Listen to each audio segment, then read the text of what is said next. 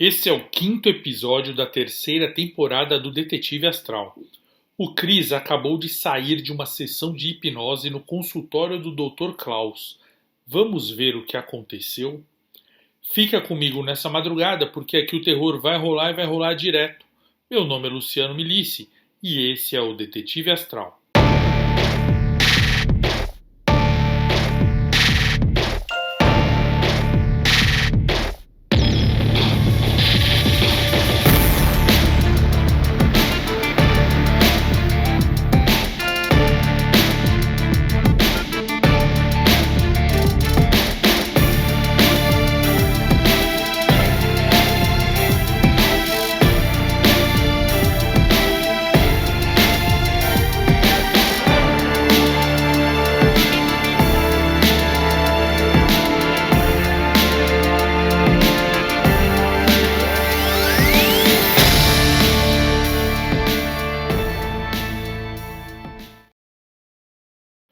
Boa madrugada, cidadãs e cidadãos. Boa madrugada, alminha. Não esqueçam, esse é o novo canal do Detetive Astral. Esse vídeo aqui é o quinto capítulo da terceira temporada. Estamos subindo aos poucos as temporadas antigas aqui no canal. Também teremos novas thumbs para os vídeos antigos, ou seja, novas capas. Aqui também teremos coletâneas com temporadas inteiras para facilitar o entendimento, além de lives e leituras de capítulos ao vivo. Caso você encontre algum erro, me comunique. Caso você já tenha assistido aos vídeos do canal oficial de Sete Além sobre o Detetive Astral, por favor, reveja aqui para nos ajudar no engajamento. Inscreva-se aqui no canal, ative as notificações porque teremos muito mais vídeos e surpresas por semana.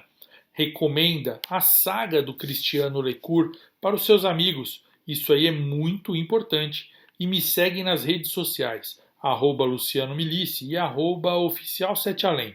Principalmente naquela rede de fotos e na outra de vídeos curtos, tá bom? Vamos ao relato de hoje. Assim que saímos do consultório, eu me senti muito bem. Eu tive certeza de que viagens astrais são reais, de que a lunar é real. Eu havia dado uma surra gostosa naqueles monstros. Na verdade, nem sei como. Eu havia sofrido tanto nas mãos deles por tantas noites que eu não imaginava como havia conseguido derrotá-los. Mas, pelo menos, eu estava me sentindo bem. Eu estava de volta definitivamente. Havia alguns pontos que estavam me incomodando ainda e que eu precisaria sim dar um jeito de resolver. O que havia sido aquela porta que eu vi durante a batalha e a hipnose? De quem era aquela voz tão amigável? O que foi que eu li naquele pequeno pedaço de papel que me desbloqueou habilidades novas que, na verdade, pareceram que eu já dominava, mas não tinha conhecimento de ter aprendido? Quem era o policial e as vampiras? O que eram, na verdade, as vampiras? Quem contratou o policial? Quem é o Dr. Klaus e qual é o interesse dele? Se eu aprendi tudo aquilo, se tudo aquilo era real, quem eram aquelas pessoas nas fitas do Dr. Klaus? Quem as havia enganado? E a pergunta principal, na verdade, era: qual era a verdade sobre a Amélia? Antes, porém, eu tinha um problema imediato e importante para resolver: minha mãe. Em casa, ela quis saber o que tinha acontecido exatamente durante a sessão. Eu pensei em me abrir para ela completamente e revelar toda a verdade. Dizer que eu, sim, conseguiria fazer viagem astral e que havia algo de muito estranho acontecendo. Ela perguntou: Chris, você acha que devemos processar o Dr. Klaus? Ou não é para tanto? Ele já te ajudou durante o coma, filho. Mesmo assim, hoje eu achei ele extremamente irresponsável. E aquela bebida que você tomava? Não sei se fazia bem para você. Você ficou sem tomar e passou mal, não foi? Então eu respondi: mãe, vamos deixar esse médico para lá. Eu garanto que eu estou bem. Esses problemas que eu venho sofrendo, eu sinto que agora terminaram. Ela estranhou. Sente? Como assim, filho? O Dr. Klaus não te ajudou em nada. Eu respondi, meio que quase mentindo para ela, apesar de não gostar de ter mentido, que: Mãe, a hipnose, em certo ponto, ajudou sim. Eu estava sentindo mal e ele chegou a aliviar. Agora eu estou bem. Se eu tiver qualquer outro problema, a gente vai no médico, tá bom? Mas vai em outro médico de preferência. Ela concordou e me abraçou, e eu vi que era melhor não contar nada para ela sobre viagens astrais. Fui para o meu quarto e pensei: o suco provavelmente inibia minhas viagens, ou, pelo menos, fazia com que eu não sentisse ou não lembrasse da sala vermelha. Quando parei de tomar, experimentei toda a sensação de tortura. Agora estou livre daquilo. Mas será que consigo mesmo ainda sair do corpo? Quem disse que tudo aquilo era verdade? E se a hipnose fez com que eu me visse lutando com aqueles falsos inimigos apenas para me dar um consolo? Eu já ouvi falar em tratamentos assim que envolvem traumas. Então respirei, fechei a janela, tranquei a porta, coloquei uma roupa confortável e disse para mim mesmo em voz baixa: só tem um jeito de saber, tentando. Me deitei e zum, me vi fora do corpo. Sim, deu certo. Eu estava consciente flanando e no controle total. Eu dei o comando lunar e ela apareceu, girando muito feliz. Me lembrei que eu havia pedido para ela levar as vampiras para casa, mas antes descobrir algo. Então pedi para a Lunar me relatar e ela apenas vibrou no ar. E imediatamente tudo o que ela havia descoberto surgiu na minha cabeça, como se eu mesmo estivesse no lugar de Lunar. Na verdade eu estava, pois os auxiliares astrais criados são nossa própria consciência ou parte dela. Diferente dos auxiliares amigáveis, que são parceiros, ou seja, consciências independentes. Lunar não, Lunar era um auxiliar criado por mim. Bom, eu vi que assim que se chocou com as 3 vampiras sobreviventes, Lunar as levou para um lugar físico aberto ao ar livre. Então, as 2 que ainda eram vampiras foram tragadas por uma névoa negra e sumiram, como se estivessem sob a proteção e vigilância de alguém. Já aquela que não era mais vampira, que era humana, despertou em sua cama e sumiu das vistas de Lunar, e Lunar não conseguiu segui-la, ou seja, Lunar não descobriu nenhuma informação nova. Consciente de que Lunar havia me informado, saímos para flanar pelo fim da tarde. Foi ótimo, maravilhoso e relaxante. Eu estava mesmo precisando daquilo. Juro, pareceu que fazia décadas que eu não tinha essa liberdade, como se eu estivesse preso. Por falar em preso, eu havia dito 2 palavras durante o meu coma, ou melhor, durante a minha hipnose. Eu disse prisão e biblioteca. Esses eram 2 assuntos para eu verificar, mas não naquela hora. Eu só queria passear mesmo. Flanei em alta velocidade, entrei em lugares escuros, subi e desci, reduzi de tamanho, caí, visitei lugares distantes e depois, satisfeito, voltei para o meu corpo. Foi delicioso. De volta ao meu quarto, eu fiz coisas necessárias ainda fora do corpo. Eu reforcei a defesa psíquica da minha casa de uma maneira exagerada até mesmo para mim. Eu criei um olho de intenções, que é um olho alado, astral, sem personalidade, apenas uma ferramenta que eu deixei pairando sobre o telhado da minha casa. A esse olho eu dei o poder de enxergar todos os espectros, vibrações e intenções, e o que ele não conseguisse enxergar ele deveria considerar como uma ameaça. A aproximação de qualquer inteligência hostil dispararia um aviso para mim. As defesas da casa ficariam armadas constantemente, mesmo que o olho não enxergasse nada de diferente. Cerquei o meu quarteirão com emissores de ameaça. São projetos mentais que ficam replicando ondas de medo e perigo para que as pessoas não se aproximassem da minha casa na forma astral, principalmente inimigos. Espalhei 33 animais mentais que circulariam pelas ruas e casas do bairro 24 horas por dia em altíssima velocidade, inspecionando tudo a todo tempo, checando vibrações, intenções e tudo mais que fosse possível ser visto.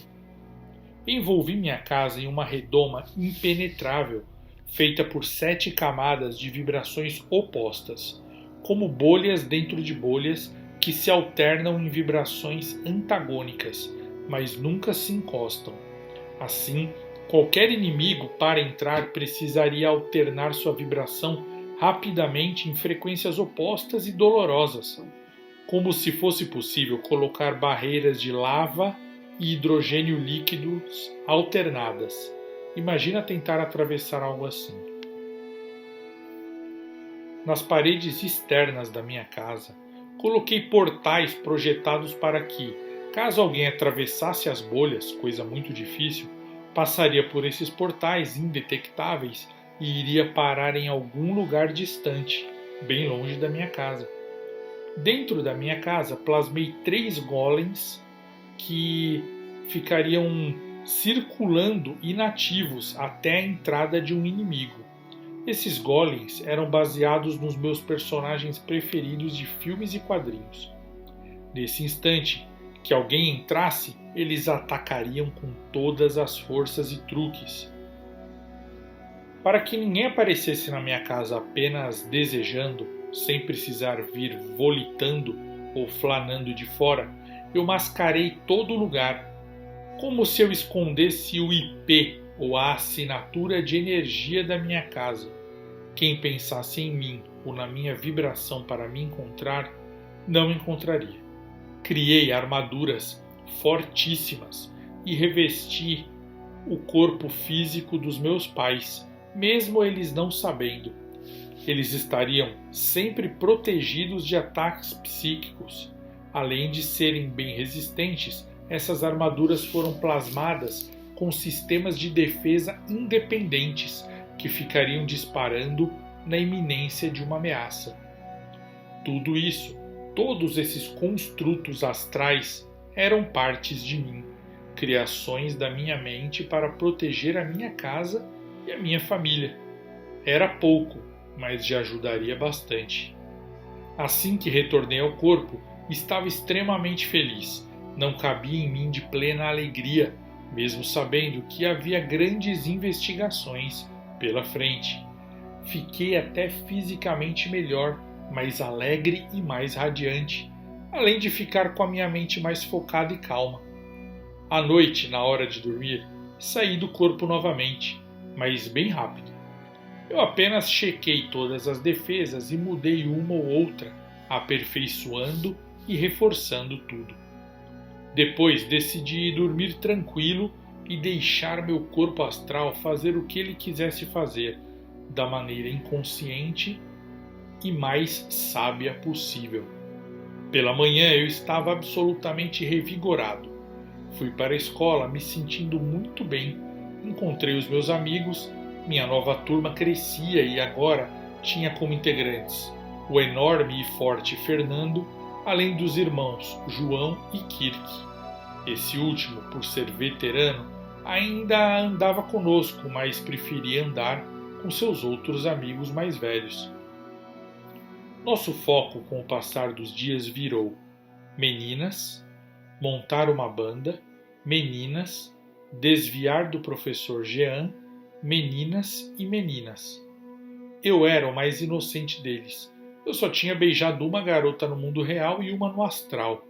Fernando também não parecia ter muita experiência, mas era menos romântico e mais realista do que eu. Eu era muito idealista. Eu não queria ficar com todas as garotas do colégio. Eu queria conhecer uma que balançasse o meu mundo.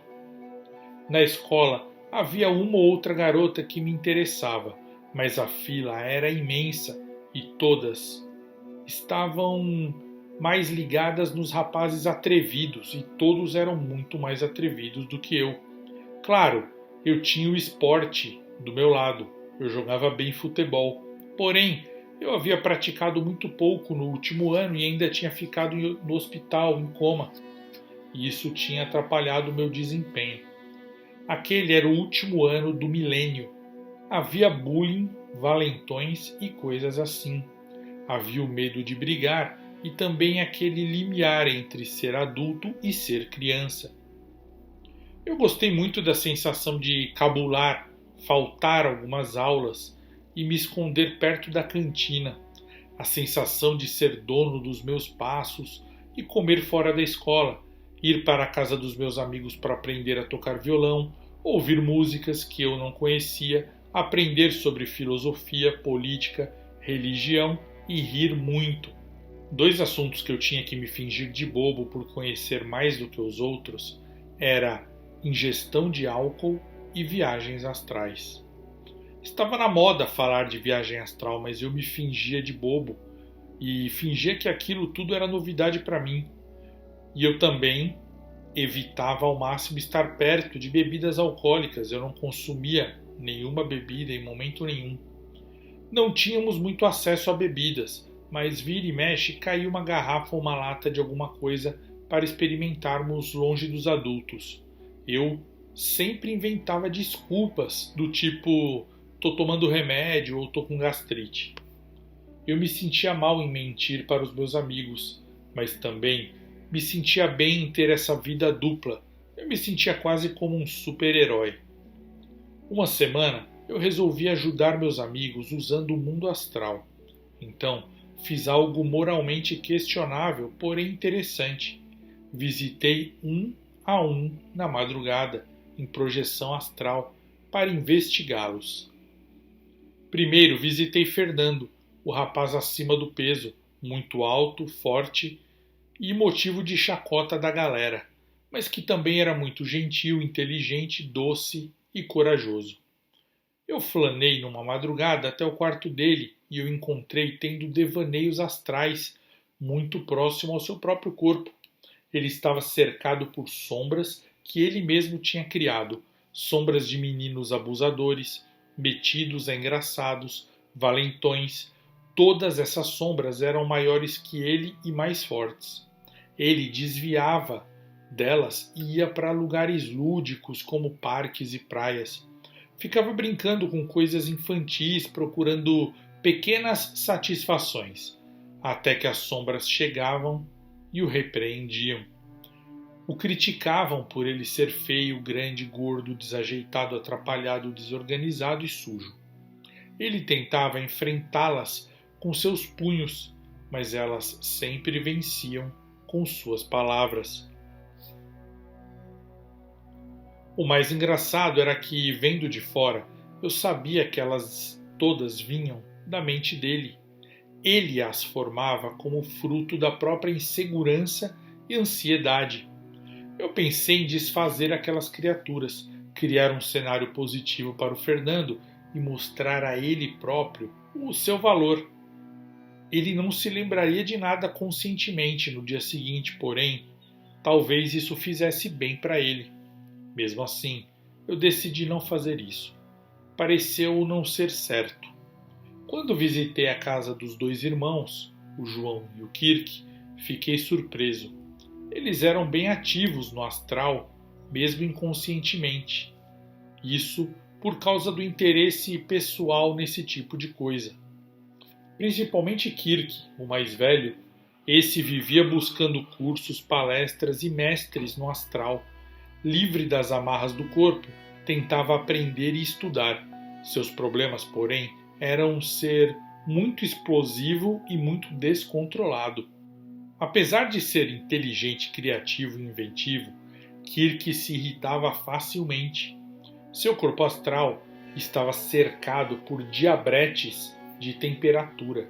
que são pequenos seres astrais que inflamam a pessoa a terem explosões de ódio. São muito vistos em multidões e em linchamentos. Esses diabretes eu fiz questão de expulsar de perto de Kirk, mesmo sabendo que eles voltariam, porque quem os atraía era o próprio Kirk e não o contrário. Havia uma forte afinidade vibracional ali.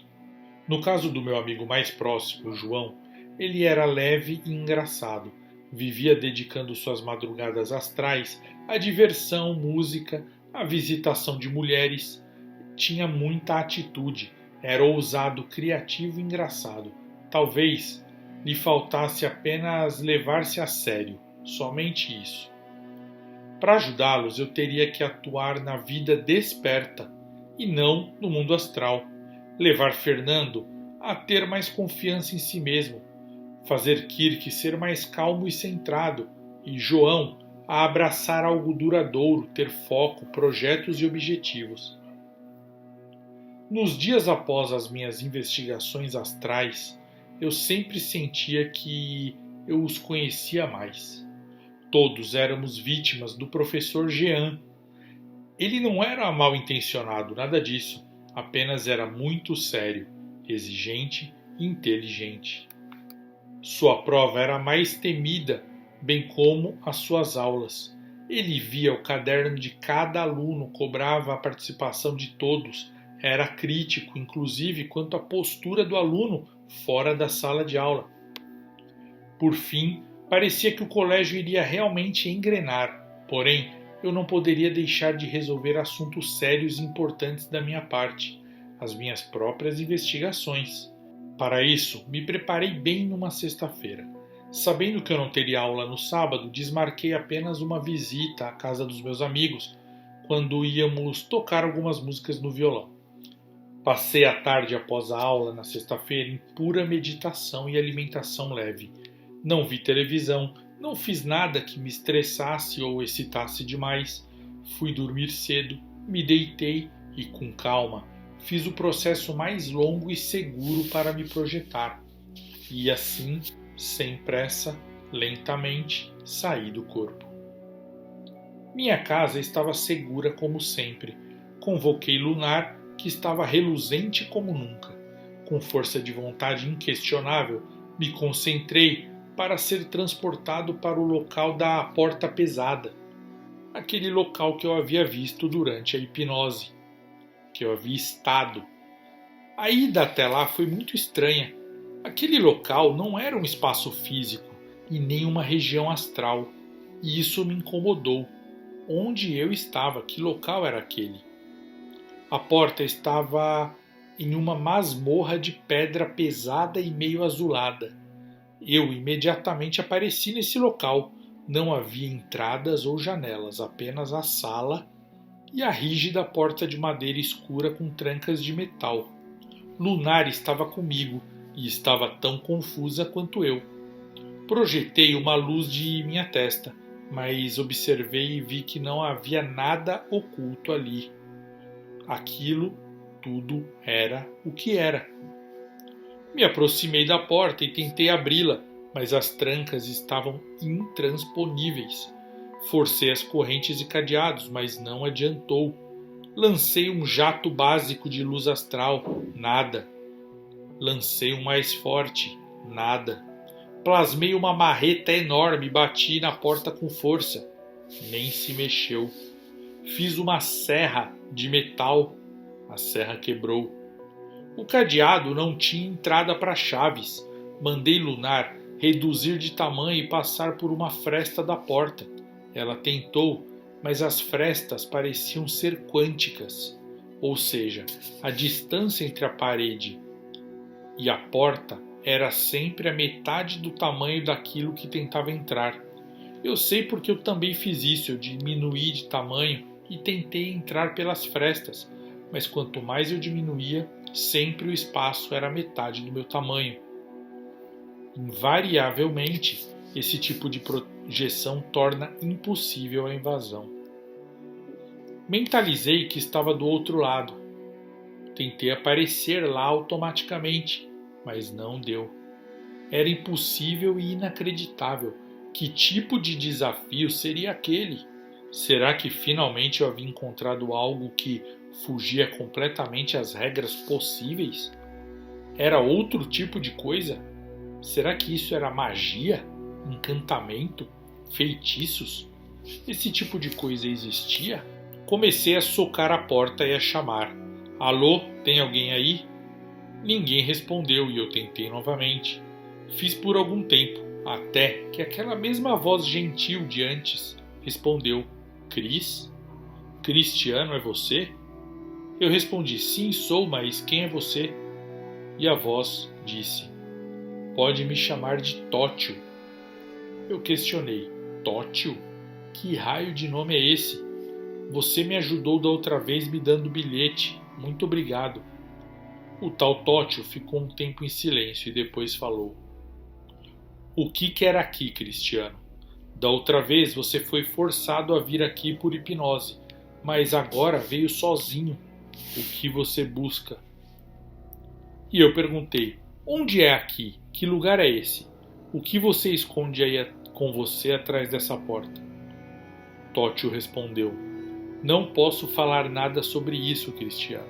Agora vá embora. É só desejar e estará na sua casa. Vá. Eu fiquei com raiva. Você está louco?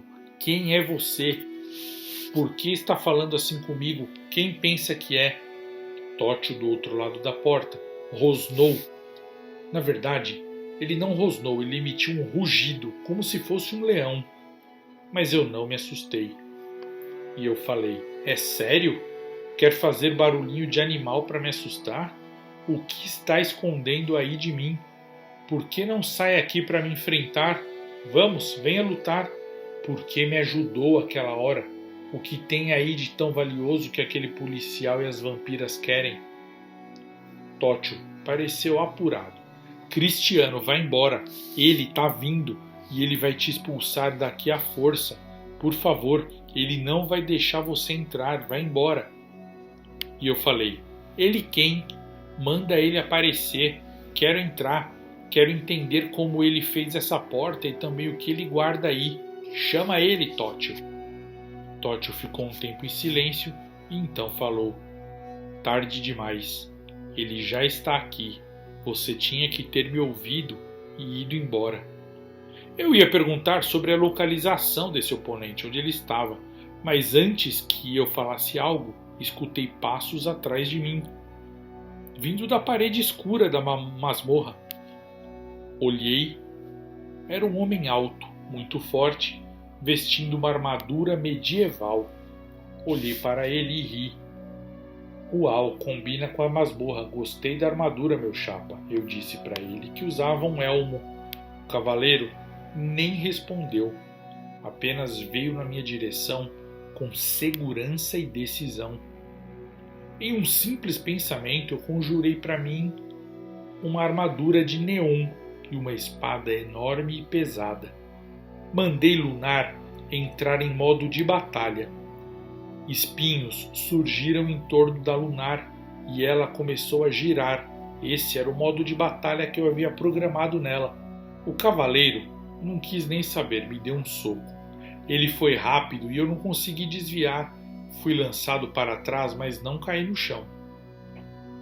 Nisso, eu lancei uma rajada de luz e, ao mesmo tempo, eu o ataquei com a espada. O cavaleiro era extremamente rápido. Ele desviou do meu golpe com grande facilidade para, em seguida, virar de lado e me acertar com o cotovelo. Fui cair novamente, mas ele me puxou para que eu não caísse e me deu mais 2 socos no rosto. Em seguida, me passou uma rasteira e eu caí.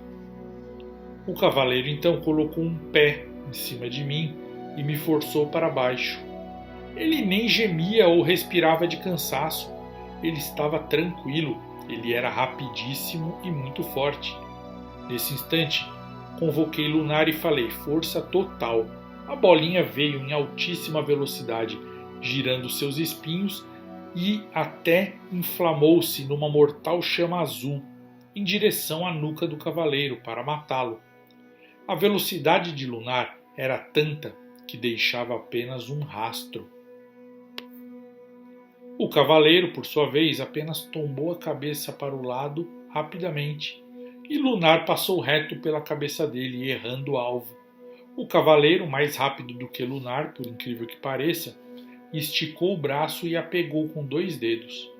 Lunar se agitou, mas o cavaleiro soprou uma fumaça sobre ela, uma fumaça roxa, e a bolinha caiu no chão. Lunar caiu como se fosse uma bola de ping-pong e ficou quicando no chão. Eu gritei, sem acreditar naquilo que eu estava vendo. Como aquele homem estava nos derrotando tão facilmente. Mentalizei uma pedra enorme sobre a cabeça do cavaleiro e a fiz cair. Mas ao tocar a cabeça do guerreiro, a pedra enorme e pesada virou borboletas astrais. O cavaleiro tirou seu pé do meu peito, abaixou, me segurou pelo colarinho, então deu mais 2 socos no meu rosto e me lançou novamente na parede. Meu ódio foi tanto que eu fiz minha armadura se tornar um enorme tigre de neon, e eu estava dentro desse tigre, rosnando ou rugindo. Fiz enormes garras de lâminas aparecerem e saltei para matar o cavaleiro. O homem deu apenas alguns passos para trás, colocou um joelho no chão e esticou o braço, esmurrando a minha armadura, que se quebrou em 1000 pedaços no chão daquela masmorra. De repente, uma bola grande e dourada surgiu atrás do cavaleiro. Era linda. Essa bola começou a se tornar líquida e acompanhar os movimentos do cavaleiro numa dança incrível. O cavaleiro fez uma espécie de kata de arte marcial, e ele fazia sendo acompanhado pela bola dourada que estava se liquefazendo e rodeando seu corpo, dando a volta em seu braço, em sua perna, em seu tronco. Então, em um último movimento, o cavaleiro apontou para mim. A bola dourada líquida veio em minha direção com força e velocidade, me acertou no rosto e me prendeu, segurando meu pescoço à parede como se fosse um garfo. Eu gemi de dor e estava derrotado. A bola dourada se soltou e se agrupou atrás do cavaleiro, se tornando uma bola enorme outra vez. E ela começou a girar e se encandeceu como se fosse o sol. Eu tentei me levantar, mas não consegui. O cavaleiro deu alguns passos e ficou bem na minha frente. Ele ia finalmente desferir o golpe final. Com o meu último esforço, eu me concentrei e disparei minúsculas pedrinhas de baixo para cima no elmo do cavaleiro, arrancando-lhe o capacete. Adivinha só, o cavaleiro tinha o meu rosto, só que mais velho. Na hora que eu vi, eu perguntei: o que é isso? Tótil, do outro lado da porta, gritou: já basta, Cris. Ele entendeu o seu ponto. O cavaleiro, além de se parecer comigo, também se chamava Cris. Obviamente não era coincidência.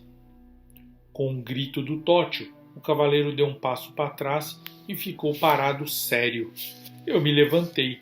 Lunar foi aos poucos, recuperando a cor e voltando a voar. E eu perguntei ao cavaleiro: o que é você? Mas ele não respondeu. Tótil explicou: esse aí é você, Cris. Bom, na verdade, apenas uma representação sua. Eu estranhei. Minha? Como assim? Eu não sou desse jeito, ele é mais velho e bem mais forte. Tótil então perguntou: você sabe onde você está, Cris? Eu realmente não sabia, mas me concentrei um pouco e confirmei que não era um local astral e nem um local físico. Então eu respondi: estou na minha cabeça, é isso? Tótil confirmou: sim. Estas são suas memórias. Você está na sua mente. Foi onde tentaram te levar por meio da hipnose.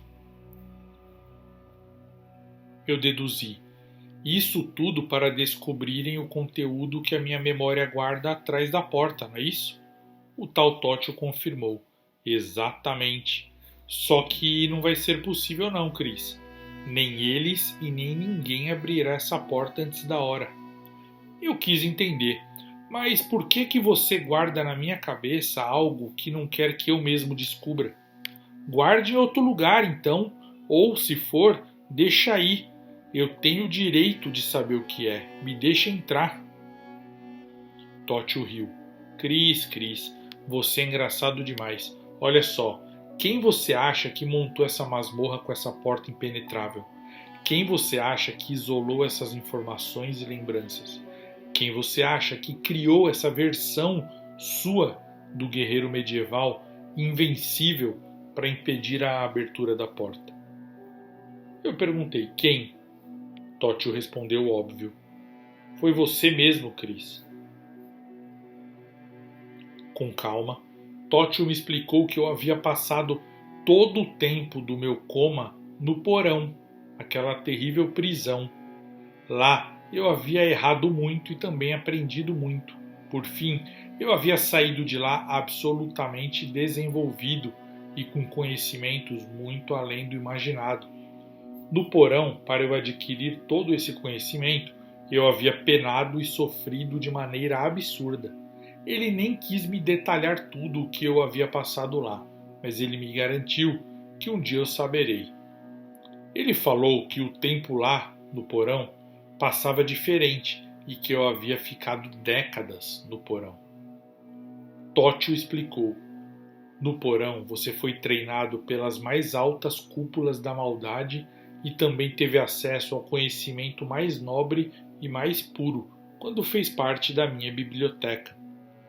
Ele explicou, atrás da porta, que eu não deveria tentar ir ao porão para verificar essa informação, porque o local estava completamente mudado e eu mesmo havia colocado uma barreira temporária para que eu não conseguisse acessar antes da hora. Todo esse conhecimento na mente de um adolescente poderia atrapalhar a minha vida, no geral. Assim, usando a sabedoria que eu mesmo havia adquirido, eu optei por isolar a minha memória e aprendizado. O sistema de isolamento e proteção seriam intransponíveis, mesmo para mim. Tótil até disse: Cris, você foi tão inteligente que só conseguirá acessar quando for realmente capaz. Vai ser natural, sem forçar nada. Assim, o seu eu atual vai se desenvolver naturalmente. Mas não se preocupe, Cris. Você mesmo me autorizou a ir, aos poucos, liberando uma ou outra informação quando necessário, como fiz na batalha com o policial e as vampiras, por exemplo. Tótil falou que aquele Cris que guardava a porta era apenas uma sombra da capacidade que eu alcancei. Nessa hora, eu não deixei de me espantar. Uau! Quer dizer que esse fortão aí que me derrotou facinho não conseguiria me enfrentar na capacidade total? Tótil riu e respondeu: Meu amigo, esse aí não daria nem pro cheiro. Você derrotou uma prisão inteira de bandidos e fez coisas muito boas, coisas heróicas. Também fez besteiras, mas quem não faz? Você ganhou muitos amigos. Eu mesmo sou um deles. Não quero ficar emotivo aqui, Cris, e nem contar coisas que ainda não devo, mas tenho muito orgulho de você. E pode ter certeza que você e eu estamos nos encontrando sempre. É que você não me reconhece. Admirado com tudo aquilo, eu dei uma volta em torno da minha versão adulta. Eu era muito bacana. Era uma versão cinematográfica minha. Algo incrível. Perguntei: E essa bola de fogo invencível que eu enfrentei? Ou melhor, que esse cara usou para me derrotar? Essa aí é a lunar evoluída? Tótil riu e disse: Olha só, eu não posso dar muita informação, mas eu vou te contar essa. Essa aí não é a lunar, é a solar. É outro construto seu, mas eu não vou falar disso agora. Eu fiquei preocupado.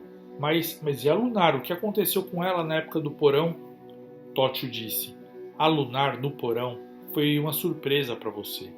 Ela fez algo e assumiu uma forma que você não acreditaria se eu dissesse aqui.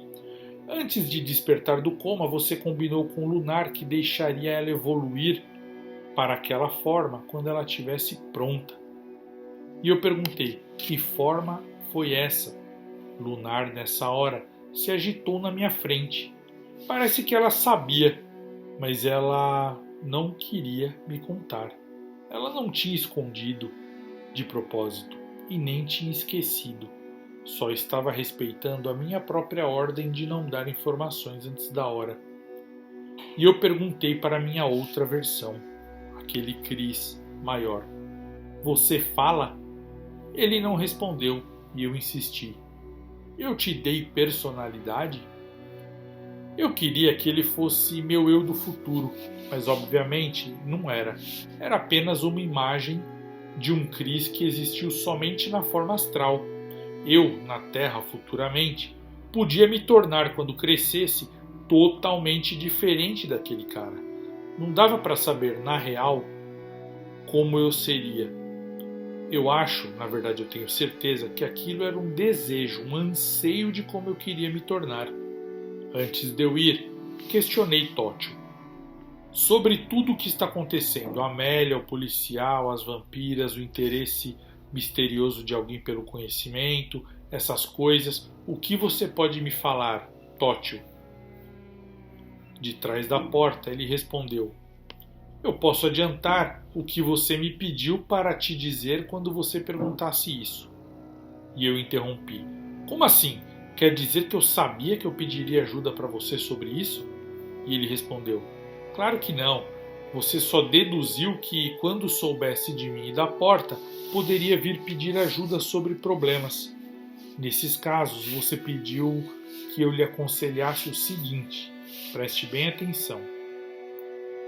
Se vira, você vai conseguir, porque essa é a hora do detetive astral.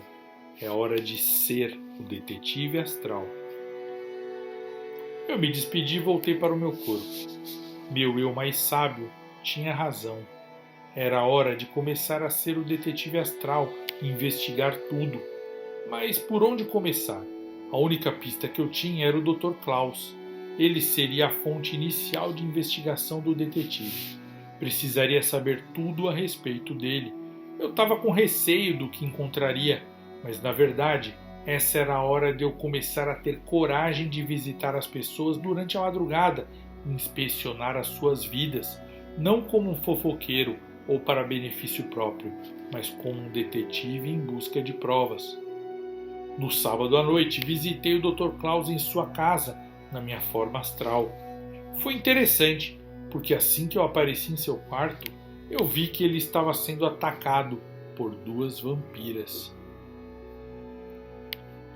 Seu corpo astral flutuava em cima do seu corpo físico na cama e se debatia. Ele gritava sem entender o que estava acontecendo, coitado. As vampiras o seguravam. Eu me aproximei e ordenei: soltem ele. Elas eram outras vampiras, não eram as mesmas que me torturaram. Assim que me viram, largaram o Dr. Klaus e vieram na minha direção.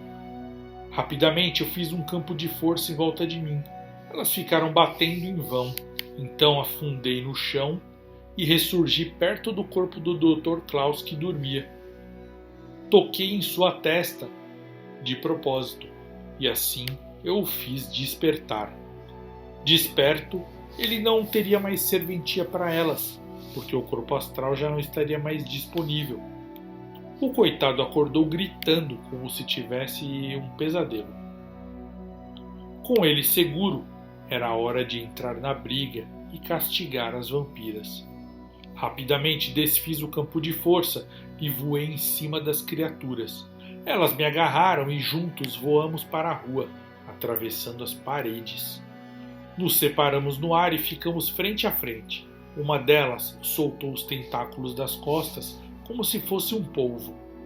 Esses troços eram grandes, fortes e rápidos.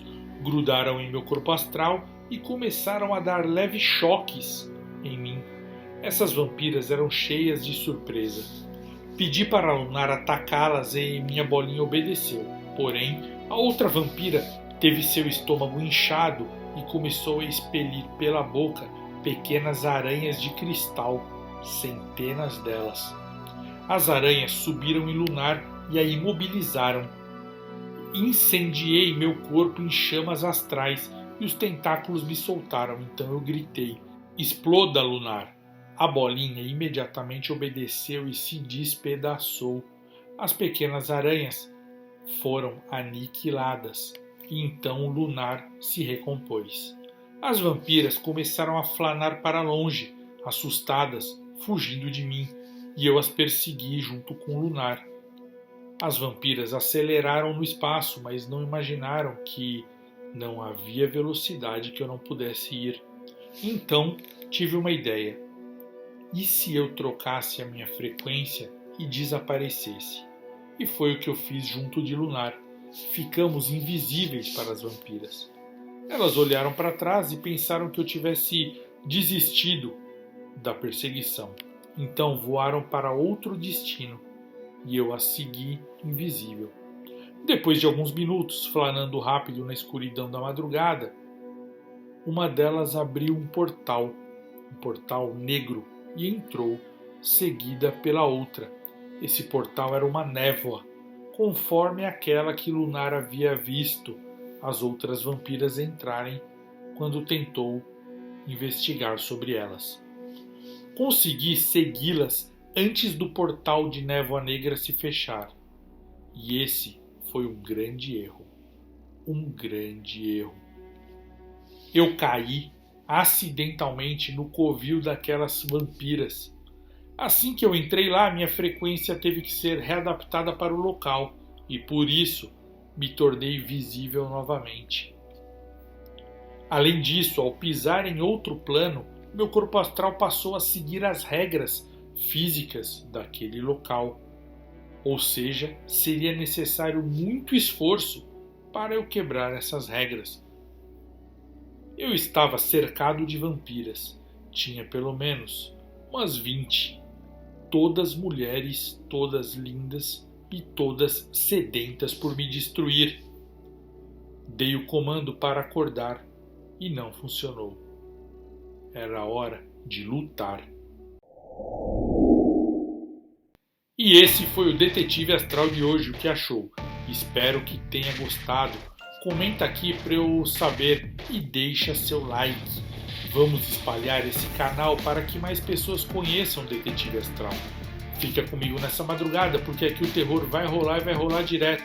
Meu nome é Luciano Milici e esse foi o Detetive Astral.